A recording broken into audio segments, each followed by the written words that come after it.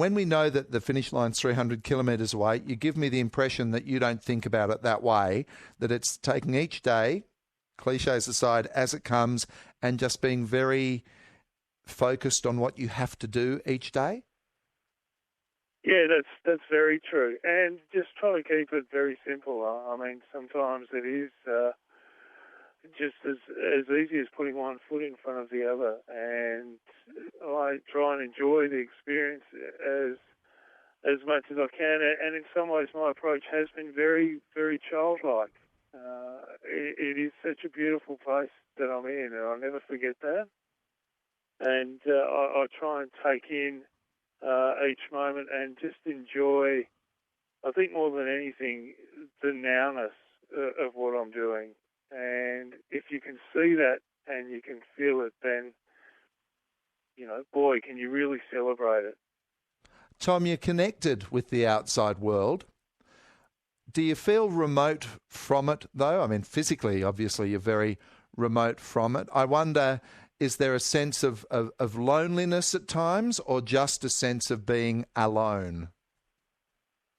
No, it's a good question. No, there's just that sense of being alone. Although I'm solitary in my quest, I've never felt as though I'm alone. There's a lot of people out there who are a part of the team, who believe in what I'm doing, and that's incredibly important for me. And I know, as I said in the beginning, I know that there's a lot of support out there, and having that daily contact with Jim and friends and close family and other people on the team makes me never feel like I'm alone out here.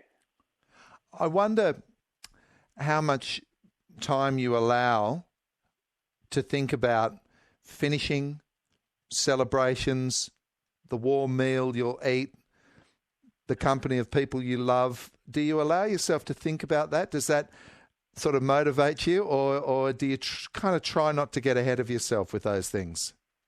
No, it's not something I allow much thought, although I can say that I do spend a large amount of my time every day thinking about food, and today was almost exclusively devoted to the hot cross bun.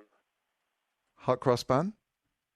Hot cross bun, that's right. Yeah, I feel a bit cheated that I've missed out on Easter this year, and that was always one of my favourite parts about Easter, eating hot cross buns. And so I had a good day today thinking about hot cross buns, but there is certainly an obsession with food, and I'll enjoy indulging in calories and the company of friends on my return. So what have you had for tea tonight? Tonight was Thai chicken curry. Delicious? Delicious, yeah.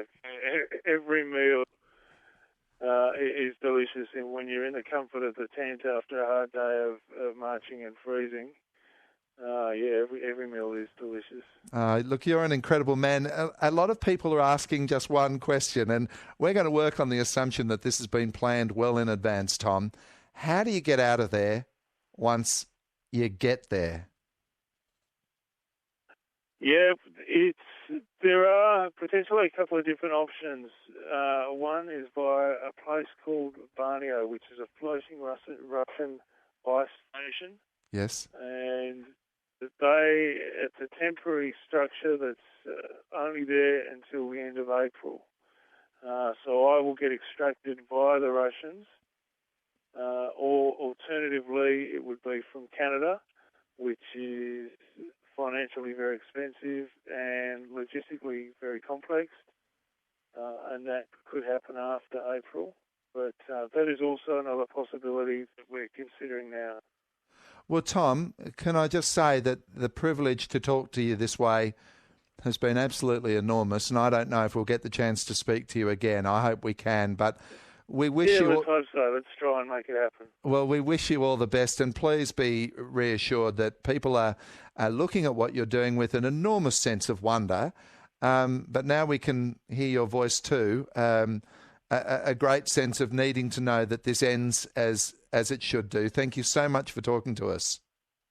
My pleasure, and thanks again to all the people of Perth, and